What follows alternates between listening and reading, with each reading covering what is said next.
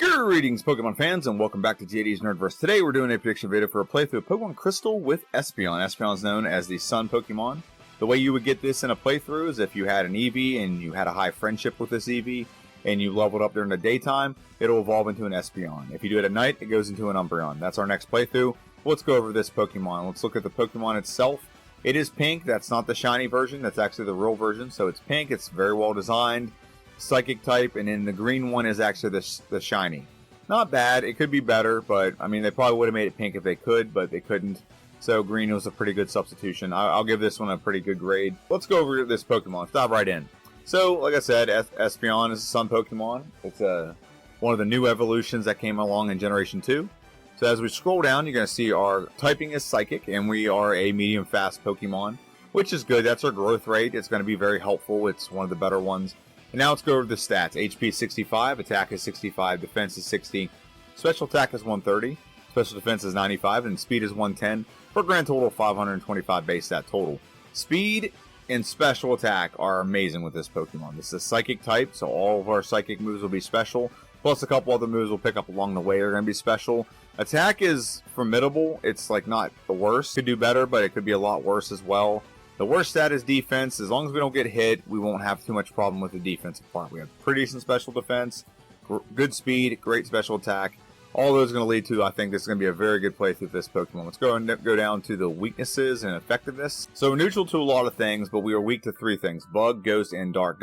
Bug isn't really a big deal. There's not a lot of Bug moves in this game. Ghost isn't that big a deal because Ghost is actually weak to us as well. So as long as we can go first and hit them first, we're not going to have too much issues with Ghost. The biggest one's Dark, and it's not really an issue for most of the game, but once we start getting into later games with like Karen, where she's all Dark, we really can't use our best move, which is Psychic. So, got to find a way to work around that. Resistances, we have two: Fighting and Psychic. So Fighting and Psychic are two of the resistances that we have, so that's useful for us as well. Let's go over the moveset for this Pokemon. We'll start off with Tackle and Tail Whip. Tackle is garbage, 35 base power, 95% accurate. Tail Whip can lower accuracy. Or I'm sorry, the defense of a Pokemon. Sand Attack, the next one, will lower accuracy. And then at level 16, we get our first real good move, which is Confusion. Confusion is 50 base power, 100% accurate. It's 75 with Stab. So it's a good move. It goes with our special attack stat. And also, it's a stab move, so it's amazing. Quick Attack probably won't get used in this playthrough. Swift also probably won't get used in this playthrough. At least I don't think I'll use it via level up. I'll probably use it via TM for just a little bit. Psybeam we'll get at level 36. The power on this is 65, 100% accurate. With Stab, you're looking at, it's close to a 99 base power move. 98, I think is what it is. Psych Up, not going to use. Psychic, 90 base power, 100% accurate. With Stab, it's 135 base power. So that's a decent move. And in Morning Sun, not going to use. I don't even think I know what this move does. But as we move down the list here, let's look at our TM movesets. So as you saw our level up moveset, there's not a lot of type diversity. It's all normal, and it's all Psychic. There's nothing else in there, so this will help supplement a little bit of that. Headbutt will be used for a little bit in this game, 70 base power, 100% accurate. It's making opposition flinch, which will be very useful. Curse, not going to use. It's outlawed. Toxic, have not found a use for this move at all, so it'll stay unused, probably in this playthrough as well. Zap Cannon, probably going to use it. It's going to be very useful against red and blue, because it does have a lot of that boom or bust. It's 100 base power, it's 50% accurate, that's the downside to it. But if it hits, it does do a lot of damage, and it's only going to be done against things that's weak to the move, so it's going to do more than just 100 base power. And it goes off for special, and it paralyzes when it does. So if it hits, it paralyzes. But we just got to deal with the accuracy, I guess is the best way to put it. Psych Up, not going to use. Hidden Power, there's two options with this. Hidden Power Ice is what we're going to go with, but I can also see a use for Hidden Power Dark.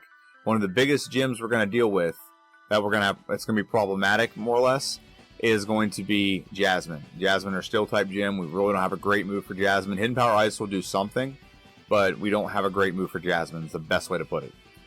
So it's one of those two, but in the first playthrough we're going to do Ice, but there is a possibility in my optimized playthrough we switch this to Fire type. Sunny Day, not going to use unless we have Hidden Power Fire. Snore, Hyper Beam, Protect, Rain Dance, Endure, Frustration, Iron Tail. Not going to use any of those moves. Return will be used. It's a good physical move to have. It's good for the late game. Psychic, we get it via level up. We're not going to use it via TM. Shadow Ball is a very good move to have. 80 base power, 100% accurate. It's a ghost type move. So it's very effective against other psychic types. So Will is basically obsolete with this move. It'll work well against other things as well because it does go off our special attack stat. Very good move nonetheless. Mud Slap will be useful for like a little bit just to make sure we have more power points and we could possibly use it against our second rival. Not like a long-term move, but it will have a shelf life nonetheless. Double Team, Swagger, Sleep Talk, Swift. Swift will be used for a little bit, but it won't be used very long. It can't miss. 60 base power can't miss except against Ghosts. Dream Eater. This one kind of like racks my brain as to why this is on the moveset. We can't put a Pokemon to sleep, so where would Dream Eater have any utility? Unless you're playing with a team, I guess, and you can use like a Butterfree or a Parasect and put the opposition to sleep and then switch in this Pokemon and use it. I don't really see a benefit to it, but it's there nonetheless, and we definitely won't be using it. Detect, Rest, Attract, Nightmare, Cut, and Flash. Probably won't use all those. Rest is like a maybe. It's like an eh. In a desperate situation, it can be helpful. But I'm going to take a peek really into the breeding and the other moves just for the optimized playthrough. So there's a couple strategies we could do. Flail has like some use. If you have like low health, it gets like more powerful as you get like your health gets diminished. So that's possible. Charm can be used as well, but I think Flail would be the only two out of these I would use. As we scroll down, we do get nothing via Tutor, and then we actually get a decent option when it comes to our previous evolutions. So, for example, Bite, great move. Does go off physical attack stat, but 60 base power. I don't know if you can say no to that move. That's pretty impressive. That's pretty decent. And as we go down, there's also Growth. I think Growth would be great, but then we'd have to carry this move for the entire game. Bite just supplements the early part of the game where we're going to have to go through Bellsprout Tower. And it's almost twice as more powerful as Tackle. So that's what gives it a lot more effect and a lot more usefulness. So there's definitely an option here, and I don't think going down any further. This is from other games, so I'm not going to worry about that.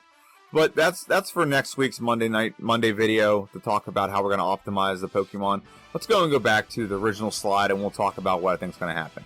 I think we beat the game, or beat the Elite Four at least in under an hour and 20 minutes. I don't see where we're going to have hiccups except for two places. One is going to be the Stilt Gym, Jasmine. Jasmine, we don't have anything great against her. And this is where Hidden Power Fire might be the way to go in the optimized playthrough, but I'm going to go with Hidden Power Ice just because it has so much more utility.